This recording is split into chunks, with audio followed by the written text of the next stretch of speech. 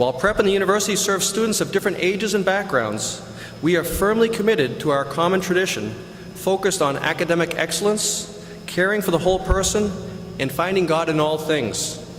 Today, Fairfield Prep and Fairfield University join in common prayer that God may continue to bless Dr. Nemec and his family with wisdom, courage, and a sense of humor, and that God may guide us all along his path and strengthen us for this journey in faith. And now, ladies and gentlemen, Dr. Mark Nemec.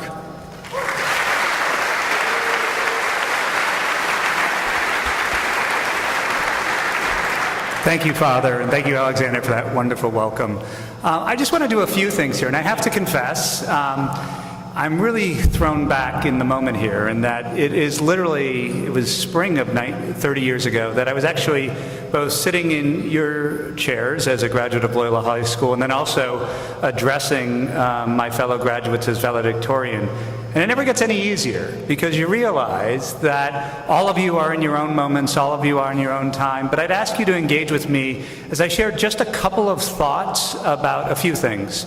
First, about Fairfield Prep itself, and then secondly, about the future of higher education more broadly, or education more broadly, because keep in mind, that is actually part of the ecosystem that you are involved in as well. It's in your name, right? This is Fairfield College Preparatory. And one of the things you will hear me speak a lot about, and one of the things I've written a lot about historically, is about how we are in an evolutionary time for higher education.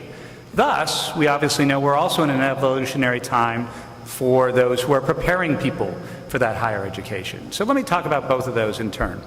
The first is in reference to prep itself, and I have to say one of the things that is most exciting to me, and possibly slightly daunting to Father Tom, is he never thought when we launched a search for Fairfield's next president that he would be sending 3 of his boys here. So it's the distinction of being the first lay leader, being the ninth Ignatian, but also being someone who recognizes how central those Jesuit values are, and obviously I'm going to take some questions about that, but I also want to talk about that a little further over the course of this short address.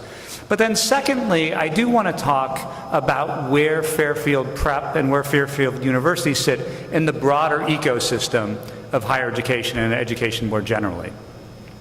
As we know, we all celebrated our 75th anniversary just this past year, 1942.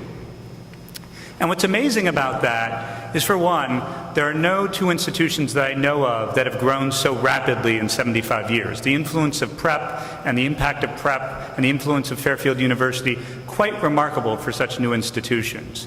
But secondly, and this didn't actually occur to me until well after I'd been in the search process, it was actually when I was addressing the Board of Trustees upon my announcement. Take a step back. I think most of you have taken enough American history to ask, what was happening in 1942? Well, in December of 1941 was the bombing of Pearl Harbor. And so think about the audacity of those Jesuits. Here it is, 1942. Every single individual of age is going to the war effort. Every single bit of building materials are going to the war effort. And yet, these Jesuits have the audacity, and more importantly, have the vision to understand that education is going to be needed both then and well beyond. It really is a remarkable testament to something fundamental, and that is the Jesuit commitment to education, the Jesuit commitment to the formation of men and women for others, in the prep case obviously men, for others, who are committed to social justice and productive citizenship. But it's also, and you hear us talk about this a lot, right? We talk about the formation of men and women for others in pursuit of social justice and productive citizenship. But I think what I would stress there is that there's also something uniquely Jesuit about that first part of the phrase, the formation. Because I think it's important to understand that we as educators recognize that there's something dignifying, there's something edifying in education in and of itself. And that is why a place like Prep is so special. As we know, though, or as you might have heard, higher education, or education more broadly, is in a period of transition. Right? We are in a period that I would argue is really 125 years in the making. And that is the model of secondary education, the model of higher education that currently exists in this country was really established about 125 years ago. And I won't bore you with the history lesson, but suffice it to say that it was really a blending of the German model of research and the English model of moral education and bringing them to one. We are now at a period, though, where all of education is not being questioned, but is under scrutiny. And folks are asking, what is the value of a college preparatory education? What is the value of higher education? And how do we continue to make sure that they are relevant and impactful going forward? Well, I have a couple thoughts on why that is and what those phenomena are, and would also then ask you to think about what it means for your education as you go forward. Because I see it, there are a couple things we have to keep in mind as we think about education going forward. First and foremost is that, and this sounds, it's easy for me to say at my old age, but really it is fair to say that the education you have now will serve you the rest of your lives, and will serve you in ways that you won't even know a decade out, won't even know 25 years out. I mean, I am now 30 years removed from my graduation, and I am still amazed at how there are lessons that occur to me from my high school years that I hadn't thought about for 30, 32, 33 years. And that is a fundamental part of what education is going to be going forward, and has always been. And that's about us preparing you for a lifetime of learning.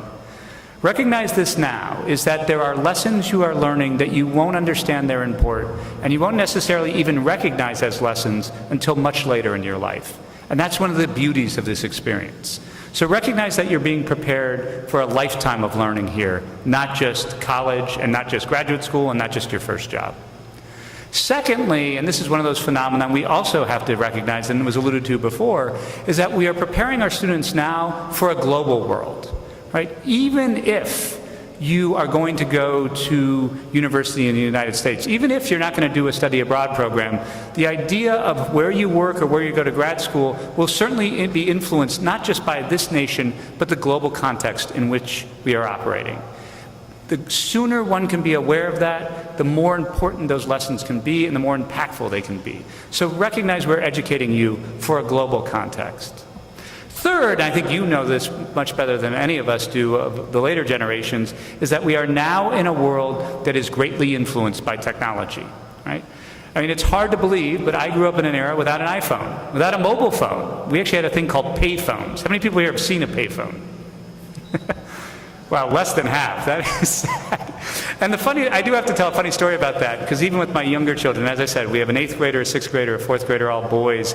And I remember when my kids were younger, they used to love going to one little diner.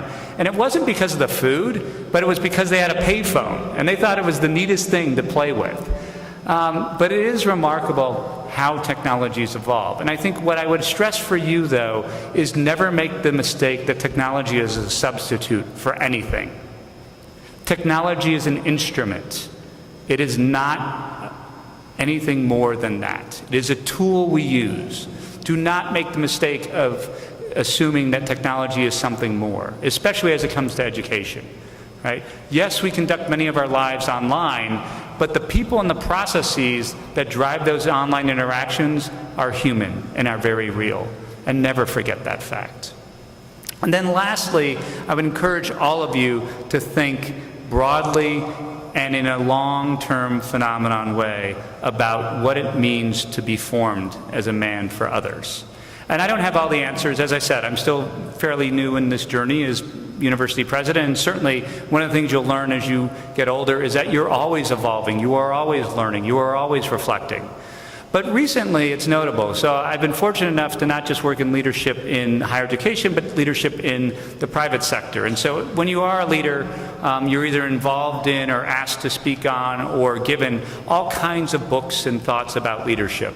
And I would offer that recently, there's actually been, and it was just in the Financial Times yesterday, an essay on the Ignatian concept of leadership. And that's one of the things that is not always fully appreciated, was not only St. Ignatius Loyola a remarkable individual and saint, he was an amazing leader. He was able to mobilize individuals and ideas in a way that is truly remarkable. And there's been more writing about that recently, and one, in fact, is a book called Heroic Leadership. And heroic leadership, I think, in many ways speaks to what I and hopefully many of you will aspire to. And what are the characteristics of a heroic leader? Well, first is a commitment to innovation, to thinking differently about how the world is and how it can be. Secondly is a recognition that you have to be courageous to be innovative. Because there are those who will tell you, well, we've always done it this way. Why shake things up? Always take courage. Third is the fact that when you go through this journey, one needs to always be reflective. And so be self-aware. Be always asking, why am I doing this? What am I seeking from this? And how will it impact those around me? And then lastly, and I think this is what is most important, and something I continue to stress to every audience I speak to, is be kind. That's a really simple phrase, but having 4 children, having witnessed them interact with one another, having them witness interact with my wife and I as parents, it's not always easy to do.